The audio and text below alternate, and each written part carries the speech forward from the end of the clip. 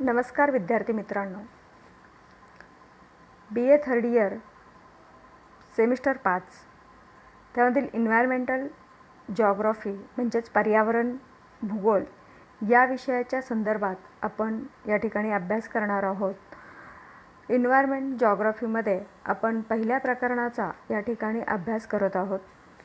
त्यामध्ये या प्रकरणाचं नाव पर्यावरण भूगोलाच्या व्याख्या, त्याची व्याप्ती, पर्यावरणाचे स्वरूप, पर्यावरणाचे महत्त्व व पर्यावरणाचे प्रकार या प्रकरणात आपल्याला अभ्यासायचे आहेत.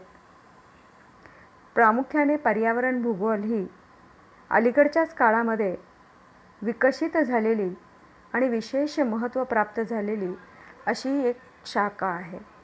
1972मध्ये स्टॉकहोम येथे झालेल्या या विषयावरील जागतिक परिषदेनंतर विकसनशील देशामध्ये पर्यावरणाच्या समस्येकडे विशेष लक्ष देण्यात येऊ लागले.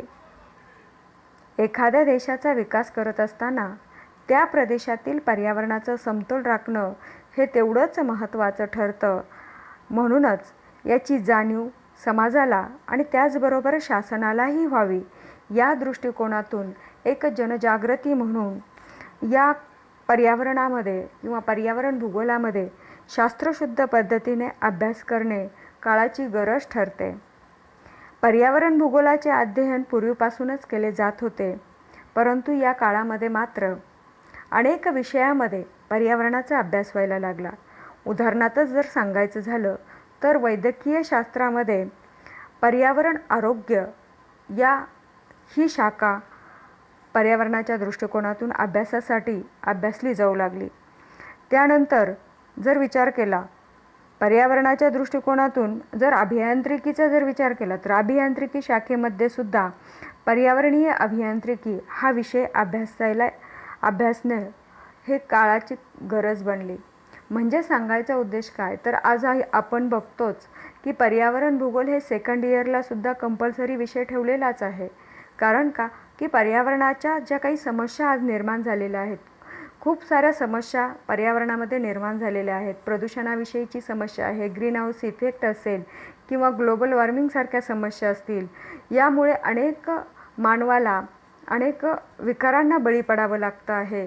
एकीकडे आपण आपला विकास साधलेला आहे, परंतु दुसऱ्या बाजूने जर विचार केला तर पर्यावरणाचा ऱ्हास झालेला आहे. ज्या ठिकाणी झाडांची जंगले होती, आज त्या ठिकाणी आपल्याला सिमेंटची जंगलं पाहायला मिळतात. म्हणजेच कुठेतरी मानवाने आपला स्वतःचा विकास साधण्यासाठी पर्यावरणामध्ये जो हस्तक्षेप केलेला आहे, यामुळेच पर्यावरणात असंख्य समस्या निर्माण झालेल्या आहेत आणि या असंख्य समस्यांचा सामना आपल्या मानवजातीला तर करावाच लागतो आहे. त्याचबरोबर पर्यावरणातील जे काही सूक्ष्मजीव असतील, या सूक्ष्मजीवापासून ते महाकाय प्राण्यांपर्यंत याच्या समस्यांचा सामना आपणा सर्वांनाच करावा लागत आहे. आणि म्हणूनच पर्यावरणाचा अभ्यास करत असताना पर्यावरणाच्या अध्ययनाचा आणि त्याचबरोबर पर्यावरणाच्या संशोधनाचा आणि चिंतेचा विषय असल्याकारणाने याचा अभ्यास होणं काळाची गरज आहे. जैविक आणि अजैविक घटकांचा अभ्यास पर्यावरणामध्ये अंतर्भूत होतो. आता जैविक घटक म्हटल्यानंतर आपल्याला फक्त सजीव प्राणीच दिसतो. सजीवांमध्ये महाकाय हत्तीसारख्या प्राण्यांचा समावेश होतो.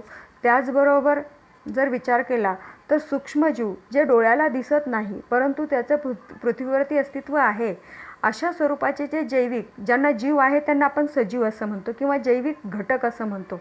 या घटकांचा समावेशसुद्धा पर्यावरणामध्ये होतो. त्याबरोबर अजैविक घटक हे सुद्धा पर्यावरणाचा एक भाग आहेत.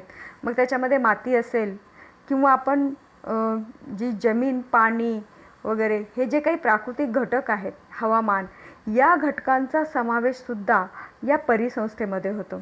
आता परिसंस्था वेगवेगळ्या आहेत. परिसंस्थाचे प्रकार आपण पुढच्या प्रकरणामध्ये अभ्यासणार आहोतच. परंतु परिसंस्था म्हणजेच काय तर परी म्हणजे आपल्या सभोवताली असणारा जो परिसर आहे आणि या परिसरामध्ये जे सजीव अस्तित्वात आहेत त्यांचा एक गट आहे, याला आपण परिसंस्था असं म्हणतो. मग परिसंस्थेत एकाच अवयवाचे किंवा ज्यांच्या एकाच घटकातील जे काही सजीव आहेत, या ची मिळून जी एक संस्था तयार होते याला परिसंस्था असं म्हणतो. इंग्रजीमध्ये याला इकोसिस्टीमसुद्धा म्हटलं जातं. आणि या अंतर्गत जे काही घटक आहेत या घटकांचा अभ्यास प्रामुख्याने पर्यावरणामध्ये अंतर्भूत होतो. म्हणूनच म्हटलं जातं की पर्यावरण ही अध्ययनाचा तर विषय आहेच आहे, त्याचबरोबर तो संशोधनाचाही विषय आहे आणि चिंता करायला लावणाराही विषय आहे. कारण पर्यावरणातील ज्या काही समस्या निर्माण झालेल्या आहेत या समस्यामुळे मानवजातीसमोर अनेक जे काही समस्या त्या उभा राहिलेल्या आहेत, या सगळ्यांचं जर मूळ कुठं असेल तर ते आहे मानवाच्या विकासाकडे. म्हणून शक्यतो विकसनशील देशामध्ये पर्यावरणाच्या समस्या उग्र स्वरूप धारण करताना आपण बघतो आहोत. आणि म्हणून पर्यावरणाची जागृती समाजामध्ये होणं ही काळाची गरज आहे. आता पर्यावरण या शब्दाची उत्पत्ती कशी झाली हे आपण थोडक्यात पाहूयात. उत्पत्तीशास्त्राच्या दृष्टीने पर्यावरणाची एक व्याख्या केली जाते. ती व्याख्या म्हणजे जी काही विशिष्ट पर्यावरण म्हणजे एक विशिष्ट भागाशी निगडीत असलेली आपल्या सभोवतालची परिस्थिती. विशिष्ट भागाशी निगडीत असलेली म्हणजे ज्या ठिकाणी आपण आहोत, ज्या ठिकाणी आपण सजीव प्राणी आहे, या सजीवांच्या भोवतीचा जो परिसर आहे या परिसराची जी काही परिस्थिती आहे मग ती कशा स्वरूपाची आहे यालाच पर्यावरण असं म्हणतात. ही उत्पत्तीशास्त्रानं ज्या ठिकाणी आपण उत्पन्न झालो आहोत, ज्या ठिकाणी आपली उत्पत्ती झालेली आहे त्या भागाशी संबंधित असणारा सभोवतालचा जो परिसर आहे या परिसरालाच पर्यावरण असं म्हटलेलं आहे. ही व्याख्या उत्पत्तीशास्त्रानुसार करण्यात आलेली आहे. तर इन्व्हायरमेंट या शब्दाची उत्पत्ती कशा पद्धतीने झाली. इन्व्हायरॉन म्हणजेच टू सराउंड किंवा याला मूळ फ्रेंच भाषेमध्ये इन्व्हायरमेंट असा इंग्रजी शब्द प्रचलित झाला. यालाच मराठी भाषेमध्ये आपण पर्यावरण असं म्हणतो. आता आपण या ठिकाणी पर्यावरणाच्या व्याख्या अभ्यासणार आहोत. पर्यावरणाची उत्पत्ती तर आपण अभ्यासलीच. पर्यावरणाच्या व्याख्या अनेक विचारवंतांनी पर्यावरणाच्या व्याख्या आपापल्या परीनं केलेल्या आपल्याला दिसून येतात. जर पाहिलं पर्यावरणशास्त्र आणि भूगोलशास्त्र ह्या एकाच नाण्याच्या दोन बाजू आहेत. त्यामुळे पर्यावरणशास्त्र आणि पर्यावरण भूगोलाची व्याख्या जवळजवळ एकसारखीच करण्यात आलेली आहे. पर्यावरण भूगोलाच्या अनेक विचारवंतांनी व्याख्या केलेल्याच आहेत. त्यामध्ये बर्नार्ड नेबल यांनी केलेली व्याख्या या प्रकारे आहे. ते म्हणतात की पर्यावरणशास्त्र म्हणजे विविध परिसंस्था प्रणालीचे परस्पर संबंधातील संतुलनमूलक तत्वाचे शास्त्रीय अध्ययन होय. म्हणजेच काय तर पर्यावरणशास्त्र म्हणजे आपल्या पर्यावरणामध्ये विविध परिसंस्था आहेत. त्याच्यामध्ये जलपरिसंस्था आहे, मानव परिसंस्था आहे, जंगल परिसंस्था आहे, सागर परिसंस्था आहे. अशा वेगवेगळ्या ज्या काही परिसंस्था आहेत या परिसंस्थांचा परस्पर संबंध कशा स्वरूपाचा आहे, तिथं असणाऱ्या पर्यावरणाशी त्यांच्या मूल तत्वांशी कशा स्वरूपाचा संबंध आहे हे संबंध प्रस्थापित जो केलेला आहे यांचं अध्ययन करणारं शास्त्र म्हणजेच पर्यावरणशास्त्र किंवा पर्यावरण भूगोल असं बर्नार्ड नेबल यांनी आपल्या व्याख्येमध्ये म्हटलेलं आहे. त्यानंतरची व्याख्या डॅनियल डी चिरास यांनी केलेली आहे. ते आपल्या व्याख्येमध्ये म्हणतात की पर्यावरणशास्त्र म्हणजे हे जैविक व अजैविक घटक व त्याचे पर्यावरण व विशेष करून त्या घटकातील परस्पर क्रियांच्या अभ्यासाचे शास्त्र होय. आता थोडक्यात सांगायचं झालं तर पर्यावरणशास्त्र हे जैविक व अजैविक घटक आणि त्याचे विशेष करून त्या घटकातील परस्पर क्रियांचा अभ्यास करणारं शास्त्र आहे. म्हणजेच काय की आपण बघा की कुठलाही जैविक घटक हा अजैविक घटकांवरती अवलंबून असतो आणि त्यांचे परस्पर संबंधांचा अभ्यास हा भूगोलशास्त्रामध्ये केला जातो किंवा पर्यावरणशास्त्रामध्ये केला जातो. आता जैविक आणि अजैविक घटकांचा परस्पर संबंध कसा असू शकतो, कारण जैविक घटक हा सजीव आहे आणि अजैविक घटक हा निर्जीव आहे म्हणजे ज्याला जीव नाही. उदाहरणार्थ तर सांगायचं झालं तर झाड आहे. झाड हे सजीव आहे परंतु त्याला जगण्यासाठी निर्जीव घटकावरती म्हणजेच मातीवरती अवलंबून राहावं लागतं, जमिनीवरती अवलंबून राहावं लागतं. आणि जर का जमिनीने आधार दिला नाही तर त्या झाडाचं अस्तित्वसुद्धा नष्ट होऊ शकतं. म्हणजेच काय तर सजीव घटक हा पूर्णपणे निर्जीव घटकावरती अवलंबून असतो. आणि म्हणूनच या ठिकाणी डॅनियल डी चिरास यांनी असं म्हटलेलं आहे की जैविक आणि अजैविक घटक यांची जी काही परस्पर क्रिया आहे, या क्रियांचा अभ्यास करणारं शास्त्र म्हणजेच पर्यावरणशास्त्र होय. म्हणजे ह्यांची जी डॅनियल डी चिरास यांनी केलेली व्याख्या ही खूपच महत्त्वपूर्ण अशा स्वरूपाची व्याख्या आहे. यानंतरची जॉन्सन टर्क यांनी पर्यावरणाच्या बाबतीत केलेली व्याख्या, ते म्हणतात की पर्यावरणशास्त्र म्हणजे पृथ्वीवरील पर्यावरणांचे आकलन व मानवी जीवनाचा पर्यावरणावर असणारा प्रभाव यांचा अभ्यास होय. म्हणजेच काय की पर्यावरणशास्त्र म्हणजे जे काही आपल्या मानवाच्या सभोवताली किंवा या पृथ्वीवर जे पर्यावरण आहे, आपल्या सभोवताली असणारा जो काही परिसर आहे याला आपण पर्यावरण असं म्हणतो, किंवा मानवाच्या सभोवताली असणारं वातावरण म्हणजे पर्यावरण, अशी ही व्याख्या केली जाते.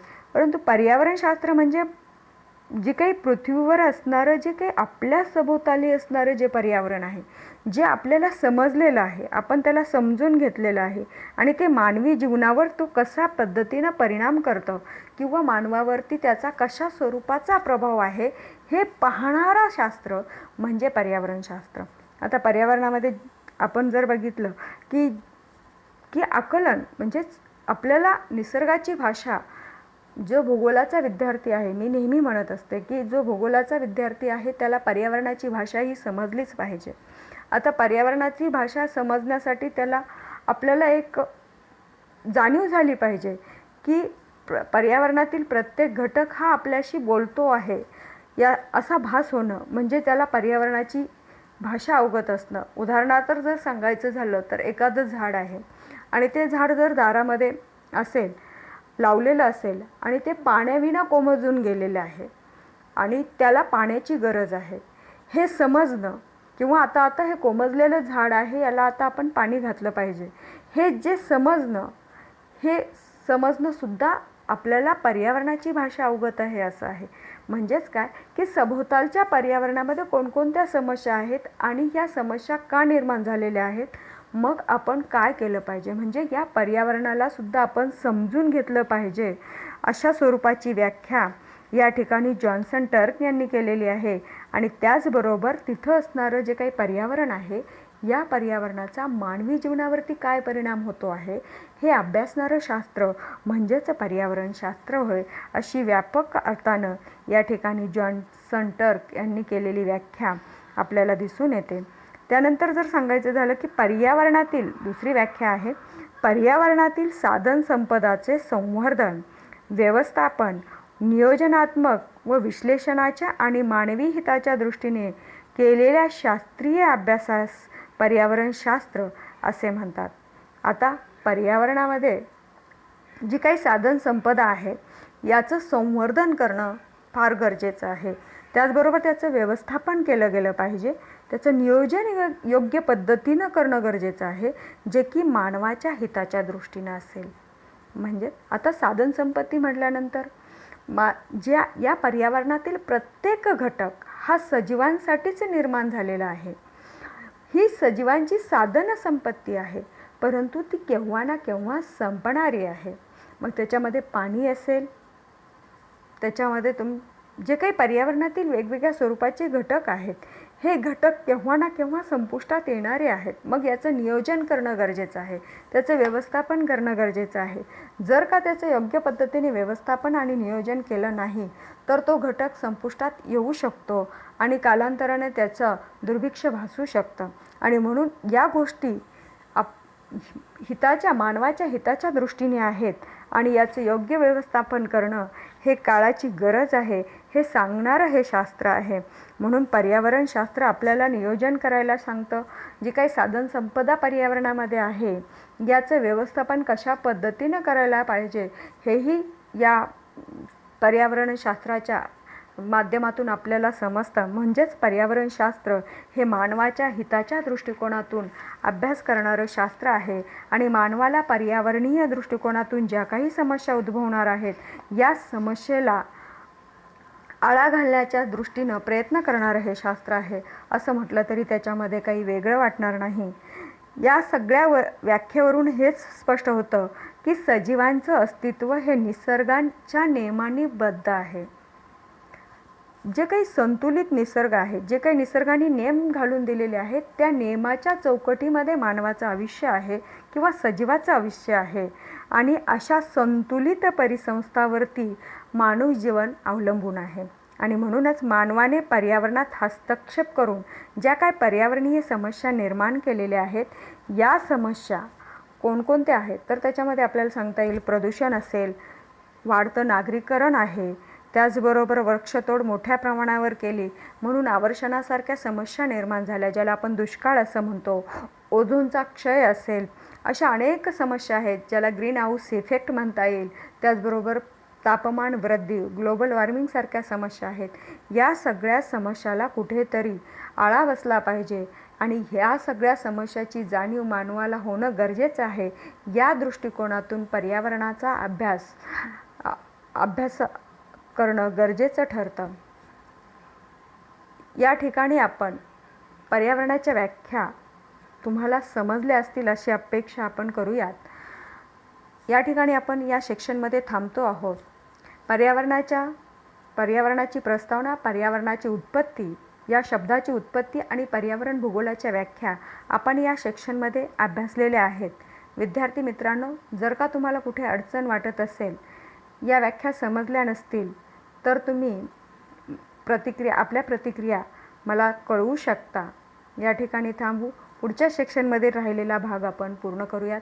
धन्यवाद.